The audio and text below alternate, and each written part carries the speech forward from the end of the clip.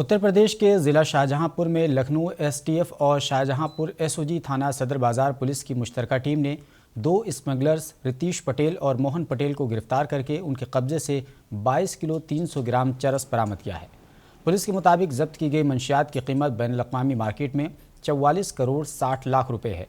Police ने बताया कि पकड़े गए मुलजिमान का ताल्लुक बिहार के मगरबी चंपारण से है।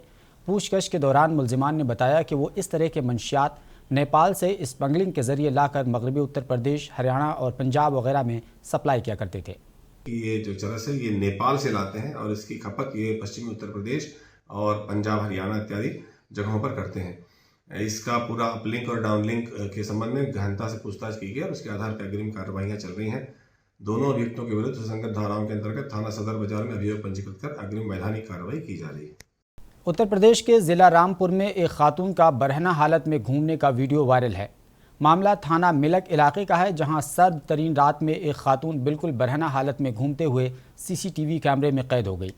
वायरल वीडियो में साफ देखा जा सकता है कि एक बरहना खातून आती है और एक घर का डोरबेल बजाकर थोड़ी देर रुकती है, लेकिन जब कोई घर से बाहर नहीं निकलता तो वो वहाँ से चली जाती है। कि अगर किसी को ऐसी महिला दिखती है तो सर्वप्रथम मानवता के नाते और महिला की गरिमा के नाते उसको वस्त्र पहनाकर उसको अच्छे से बिठाएं और कोई भी कस्बे वाला या कोई भी व्यक्ति जिसको महिला दिखती है किसी भी प्रकार की क्षति, उपहति या उसके साथ किसी भी तरह का उन्माद में आकर कोई गलत व्यवहार ना करे। सबसे पहले 112 पुलिस को या कस्बा चौकी इंचार्ज थाने पर या मेरे ऑफिस को सूचित करें ताकि आगे विधिक कार्रवाई इसमें की जाए। वहीं सुबह होते ही इस सिलसिले में साबिक खातून काउंसलर ने कोतवाली में तहरीर देकर कानूनी कार्रवाई का मुतालबा किया है।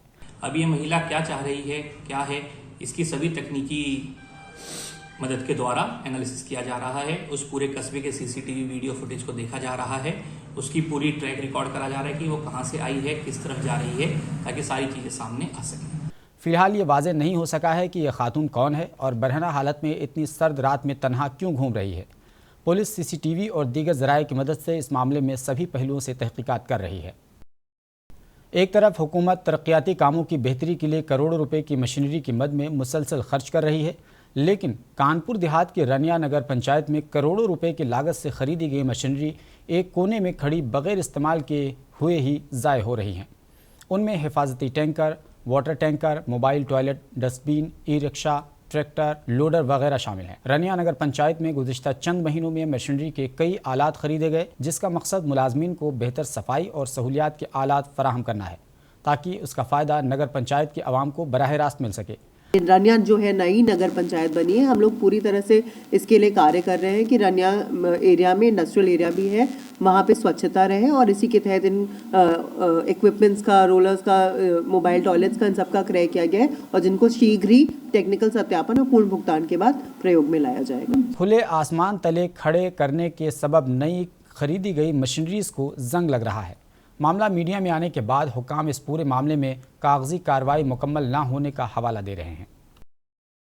उत्तर प्रदेश में पहली बार ज़िला सहारनपुर में टीचर्स के दरमियान एलेक्सा डिवाइसेस को तकसीम किया गया ताकि स्कूलों में स्मार्ट क्लासेस के आइडिया को कामयाब बनाने में मदद ली जा सके। Divisional commissioner doctor Lokesh M और ज़िला मजिस्ट्रेट अखिलेश सिंह ने सहारनपुर के सर्किट हाउस में अमेजॉन इंडिया के कम्युनिटी प्रोग्राम के तहत ज़िला सहारनपुर के 80 प्राइमरी स्कूलों को एलेक्सा डिवाइसेस तकसीम किया। इस मौके पर अमेजॉन इंडिया के कम्युनिटी प्रोग्राम की टीम की जानिब से स्कूलों में एलेक्सा के इस्तेमाल के हवाले से असातिज़ा को ज़रूरी तरबियत भी दी गई। इसको यूज़ कैसे करना है, कैसे चार्ज करना है, इसके बारे में हम लोगों ने समझा दिया। ये आईटी डिवाइस जो एलेक्सा डिवाइस है, ये पूरा एक नॉलेज का भंडार है। इसमें तो बच्चों के सामने रख के जो भी बच्चे प्रश्न पूछना चाहते हैं, मतलब एक टीचर्स का कस्टडी में, तो ये चीज़ यूज़ कर सकते हैं। ज़िला सहारनपुर में बेसिक एजुकेशन डिपार्टमेंट के 80 प्राइमरी स्कूलों के प्रिंसिपल असातिज़ा को बुलाकर उन्हें डिवाइसेस के इस्तेमाल की तरबियत दी गई। बादशाह उन्हें डिवाइस सौंप दिए गए। इस कदम को बेसिक एजुकेशन डिपार्टमेंट के लिए आईटी इनकलाब के तौर पर देखा जा रहा है। तो ये किए नया पहल है, तो I should thank our DM and other officers. तो ये नया चीज़ हम लोगों ने यूपी में पहली बार ये इंट्रोड्यूस हुआ है हमारे ज़िले में।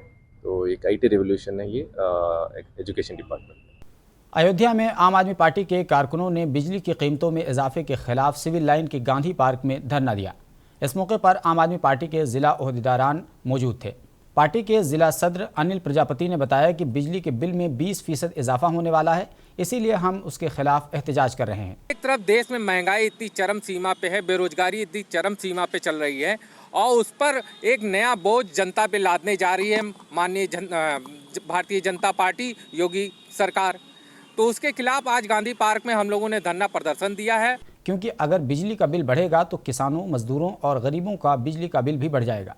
ये नहीं बल्कि घरेलू कनेक्शन का बिल और कमर्शियल कनेक्शन दोनों का बिल बढ़ जाएगा। पार्टी के अहदेदारों ने बिजली के बिल में इजाफे के हवाले से गवर्नर को मेमोरेंडम भी सौंपा। माननीय राज्यपाल जी को ज्ञापन सौंपा है कि आम आदमी पार्टी सड़क पे आंदोलन करेगी, बिजली के दाम में वृद्धि नहीं करने देगी। इसको लेके आंदोलन किया है हम लोगों ने।